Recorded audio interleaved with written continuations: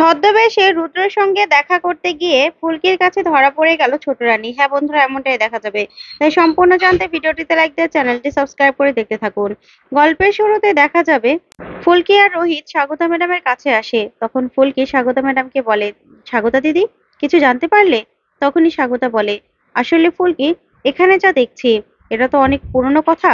এখানে যা লেখা আছে, একটা লরির সঙ্গে ধাক্কা লেগেছিল বড় রাজার গাড়ি। তখন ড্রাইভারও ছিল বড় রাজার সঙ্গে সনাতন। আর ড্রাইভার সঙ্গে সঙ্গে মারা যায়, গাড়িটা জলে পড়ে যায়। আর বড় রাজার বডিটা আর পাওয়া যায়নি, পরে সৎকার করা গিয়েছিল মনে হয়, সেটা আর এখানে রেকর্ড করা নেই। এখানে যে ড্রাইভার ছিল, যে লরির সঙ্গে ধাক্কা লেগেছিল, 3 বছর জেল হয়েছিল। ব্যাস এইটুকুই। তখন ফুলকি বলে, ব্যাস এইটুকুই? একজন রাজা এভাবে অ্যাক্সিডেন্ট হয়ে মারা গেল, আর বেশ এতটুকুই তদন্ত হলো? ব্যাপারটা কেমন অদ্ভুত লাগছে না? তখন স্বাগতা ম্যাডাম বলে, হ্যাঁ ফুলকি, আমার কাছেও ব্যাপারটা অদ্ভুত লাগছে। আমারও মনে হচ্ছে কিছু একটা ব্যাপার তো আছেই, কিন্তু কি করব বলো? এটা তদন্ত করা তো সম্ভব নয়, কারণ অনেক বছর আগে ঘটা ঘটনা। সেটা আস্তে আস্তে করে জানতে হবে। তখন ফুলকি বলে, আচ্ছা ম্যাডাম, এখানে লরির নাম্বারটা আছে? তখন স্বাগতা ম্যাডাম বলে, হ্যাঁ আছে তো। তারপরেই ফুলকি বলে, আমাকে দেয়া যাবে নাম্বারটা? তখন স্বাগতা ম্যাডাম বলে, হ্যাঁ, দাঁড়াও আমি দিচ্ছি। তারপর স্বাগতা ম্যাডাম ফুলকির কাছে সেই গাড়ির নাম্বারটা দেয়। তারপরেই রোহিত আর ফুলকি বলে, ঠিক আছে ম্যাডাম, তাহলে আমরা কিছু জানলেও জানাবো, আর আপনিও কিছু জানলে আমাদের জানাবেন। তখন স্বাগতা ম্যাডাম বলে, ঠিক আছে। তারপরে ফুলকি রোহিতকে বলে, আচ্ছা স্যার, আপনার কাছে রহস্যজনক মনে হচ্ছে না? তখন রোহিত বলে, হ্যাঁ, একটু তো রহস্যজনক মনেই হচ্ছে। না হলে একজন রাজা মারা গেলেন, তার তদন্ত কি না শুধুমাত্র এতটুকুই হলো? তখন ফুলকি বলে, সেটাই তো। আগে সব সময় শুনেছি যে রাজমহলে নাকি অনেক রহস্য লুকিয়ে আছে, আর আমি মজা চলেও বলেছিলাম, কিন্তু এখন তো দেখছি সত্যি রাজমহলে অনেক রহস্য রয়েছে। এই রহস্যের কিনারা কি আমরা কখনো করতে পারবো?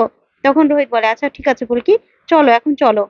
তারপরে দেখা যাবে রোহিত আর ফুলকি যেতে লাগে। তখন ফুলকি একটা ধাবা দেখে রোহিতকে গাড়ি থামাতে বলে। তখন রোহিত গাড়ি থেকে নেমে বলে, ফুলকি কি হয়েছে? তখন ফুলকি বলে, স্যার দেখুন, একটা ধাবা, আমি না এখানে ডিম কষা আর রুটি খাবো। তখনই রোহিত বলে, কি বলছো তুমি ফুলকি? ক্ষুধা পেয়েছে, ভালো একটা জায়গায় গিয়ে আমরা খাওয়া দাওয়া করবো, চলো। এখানে খেলে না পেট খারাপ করবে। তখন ফুলকি বলে, না স্যার, ফুলকি দাস হলো সিলিন্ডার তোলা ফুলকি দাস, এর সবকিছু সহ্য হয়, আমি এখানেই খাবো, এখানেই তো খাবারের আসল মজা। তখন রোহিত বলে, ফুলকি, আমি কিন্তু এসব খাবো না। তখন ফুলকি বলে, ঠিক আছে স্যার, আমি খাবো। এই বলে ফুলকি ভিতরে গিয়ে খাবারের অর্ডার দেয়। তখনই দেখা যাবে একটা লরি সেখানে আসে। তখন লরিওয়ালা লরিটা রেখে খাবার খেতে বসে। ওইদিকে ফুলকি রোহিতকে বলে, আচ্ছা স্যার, আপনার কাছে এই বড় রাজার মৃত্যুটা অদ্ভুত মনে হচ্ছে না? তখন রোহিত বলে, একটু তো অদ্ভুত মনেই হচ্ছে। তখন ফুলকি বলে, না হলে এই রাজমহলের বড় রাজা, সে মারা গেল, অথচ তাতে তো অনেক শোরগোল হওয়ার কথা, অনেক ঝামেলা হওয়ার কথা, কিন্তু কিছুই হলো না, শুধুমাত্র এইটুকু তদন্ত হলো। সেটাই তো বুঝতে পারছি না, এতটা শান্ত কি করে? আমার না মনে হচ্ছে স্যার, এই সব কিছুর পিছনে কিছু একটা তো রহস্য রয়েছে। তখনই রোহিত বলে, আচ্ছা ফুলকি, তুমি এত কেন ভাবছো বলো তো? তখন ফুলকি বলে, স্যার, আপনি তো আর বড় রানীর কথাগুলো শোনেননি। বড় মার কথা শুনলে না আপনিও না এরকম মায়ায় পড়ে যেতেন। আমি না বড় রানীর কথা শুনে আর তার চেহারাটা দেখে না মায়া পড়ে গেছি। কি করব বলুন তো? ওনার কথাগুলো আমার কানে বাজছে, তাই আমি না চাইলেও এখান থেকে আমি সরতে পারছি না। তখন রোহিত বলে, ঠিক আছে, স্বাগতা ম্যাডাম দেখছে তো, আর আমরাও তো দেখবো, তাই না? তারপরে দেখা যাবে লরিওয়ালা খাবার খেয়ে টাকা দিয়ে সেখান থেকে চলে যেতে লাগে। তখনই ফুলকি আর রোহিত লরিটার দিকে তাকায়। তখন ফুলকির নাম্বারটার সঙ্গে মিলিয়ে লরির নাম্বারটা দেখে পুরো চমকে যায়, বলে, স্যার, এটা কি করে সম্ভব? তখন রোহিত বলে, কি হয়েছে ফুলকি? তখন ফুলকি বলে, স্যার দেখুন, লরির নাম্বারটা দেখুন। তখনই রোহিত লরির নাম্বারটা দেখে বলে, এটা কি করে হতে পারে? তখনই ততক্ষণে লরিওয়ালা সেখান থেকে চলে যায়। তখন সেই ধাবাওয়ালাকে জিজ্ঞাসা করে রোহিত যে, এখানে যে লরিটা ছিল সেটা কার? তখন সেই লরিওয়ালা বলে, এগুলো তো সব সীতারামের লরি। তখনই রোহিত আর ফুলকি সঙ্গে সঙ্গে সাগরতা ম্যাডামকে ফোন করে বলে, ম্যাডাম, খোঁজ পেয়েছি, যে লরির নাম্বারটা আপনি আমাকে দিয়েছিলেন, সেই লরি গাড়িটাই আমরা এখানে দেখেছি। তখন সাগরতা ম্যাডাম বলে, কি বলছো তুমি ফুলকি? তখন ফুলকি বলে, হ্যাঁ ম্যাডাম, এগুলো নাকি সব সীতারামের গাড়ি, আপনি সীতারামকে আনার ব্যবস্থা করুন। তখন সাগরতা ম্যাডাম বলে, আচ্ছা ঠিক আছে, এখনই আমি ফোন করে আসতে বলছি। তখন ফুলকি বলে, আচ্ছা ঠিক আছে, আমরাও আসছি। এই বলে রোহিত আর ফুলকি এখান থেকে বেরিয়ে পড়ে। ওইদিকে দেখা যাবে জেলের মধ্যে রুদ্র আর ইন্দ্র। তখনই রুদ্র জেলারের থেকে মোবাইল নিয়ে ইন্দ্রকে দেয়। তখন ইন্দ্র সঙ্গে সঙ্গে ছোট রানীকে ফোন করে। তখন ছোট রানী বলে, আমার পার্সোনাল নাম্বারে এটা কে ফোন করেছে? Unknown number. তখন ফোনটা রিসিভ করতেই ইন্দ্র গলা শুনে ছোট রানী বলে, ইন্দ্র, এটা কার নাম্বার? তখন ইন্দ্র বলে, মা, সেটা পরে যেন, আসলে এখানে রুদ্রপ সান্যালের সঙ্গে আমার দেখা হয়েছে, রুদ্রপ সান্যালকে মনে আছে? তখন ছোট রানী বলে, হ্যাঁ রুদ্রপ সান্যাল, তোমার আবার কোনো ক্ষতি করেনি তো? ও তো জেলেই আছে, তোমার আবার কিছু করেনি তো? তুমি ঠিক আছো তো? তখন ইন্দ্র বলে, হ্যাঁ মা, আমি ঠিক আছি, তুমি একদম ভেবো না। কিন্তু রুদ্রপ সান্যাল বলছে যে আমাদের রাজমহলের আসল উত্তরাধিকারী সে নাকি বাইরে ঘুরে বেড়াচ্ছে, ও নাকি সেটা জানে, তো তোমার সঙ্গে দেখা করে নাকি সেটা বলবে। তখন ছোট রানী বলে, শোনো শোনো ইন্দ্র, তুমি না ওই রুদ্রপ সান্যালের থেকে দূরে থাকবে, আর রুদ্রপ সান্যাল যেন তোমাকে কিচ্ছু না করে, আর রুদ্রপ সান্যালকে বলে দেবে এসব ফাঁদে না আমি পা দিই না। তখনই রুদ্র ফোনটা কেড়ে নিয়ে যায় আর বলে, ছোট রানী, আমি কিন্তু কোনো হাওয়ায় কথা বলি না, আমি যেটা বলেছি ঠিক কথা বলেছি। তখন ছোট রানী বলে, শোনো রুদ্রপ সান্যাল, তুমি আমার শত্রু, তোমাকে আমি অনেকদিন ধরে চিনি, কিন্তু এসব কথা বলে না আমাকে ফাঁদে ফেলতে পারবে না। তখন রুদ্র বলে, ম্যাডাম, আপনাদের রাজমহলের আসল উত্তরাধিকারী সেটা কে আমি জানি। তখনই ছোট রানী বলে, কি বলছো তুমি? তখন রুদ্র কিছু বলার আগে সেখানে বড়বাবু চলে আসলেই তখন সঙ্গে সঙ্গে জেলারের কাছে ফোনটা দিয়ে দেয় রুদ্র। তখন রুদ্র আর ইন্দ্র আলাদা হয়ে চলে যায়। ওইদিকে ছোট রানী বলে, কি বলছে এসব?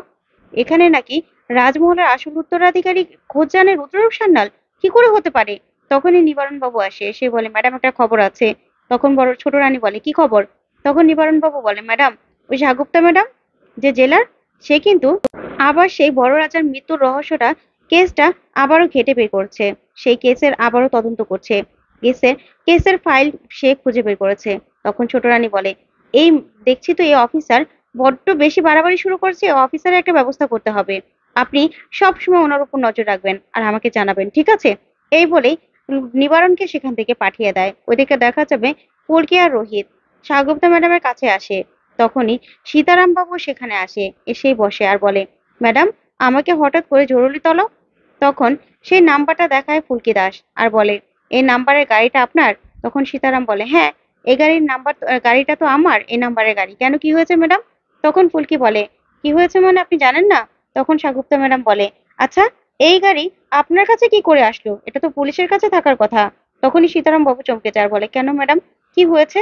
তখন ফুলকি বলে, কেন কিছু হয়নি, এটা তো রাজমহলে বড় রাজাকে অ্যাক্সিডেন্ট করেছিল, তাই না? গাড়িকে অ্যাক্সিডেন্ট করেছিল, আর সেই গাড়ি আপনার কাছে কি করে?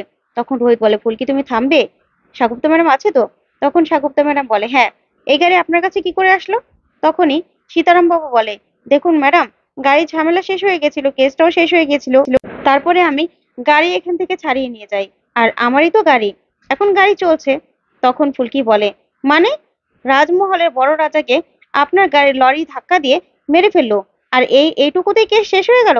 তখন সীতারাম বলে, আমি আর কি জানি। তখন সীতারাম মনে মনে বলে, সর্বনাশ, আবার তো সে পুরনো কেস ঘাটা দিয়েছে এই ম্যাডাম, কিন্তু আমাকে তো ছোট রানীও কিছু জানালো না, নিবারণ বাবুও তো কিছু জানালো না, তাহলে কি তারা কিছু জানেন না? তারপরে সীতারাম বলে, ম্যাডাম, আমি আর কিছুই জানি না, দেখুন আমি তো এতটুকুই জানি। তারপরে ফুলকি বলে, এতটুকুই জানেন?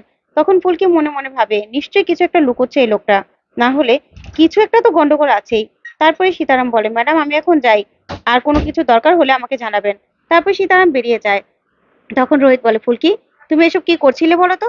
তুমি তো আরেকজনকে ভাসিয়ে দিচ্ছিলে, তুমি এরকম ভাবে কেন কথা বলো কথার মাঝখানে? তখন সাগুপ্তা ম্যাডাম বলে, হ্যাঁ, ফুলকি তো কথা না বলে থাকতেই পারে না।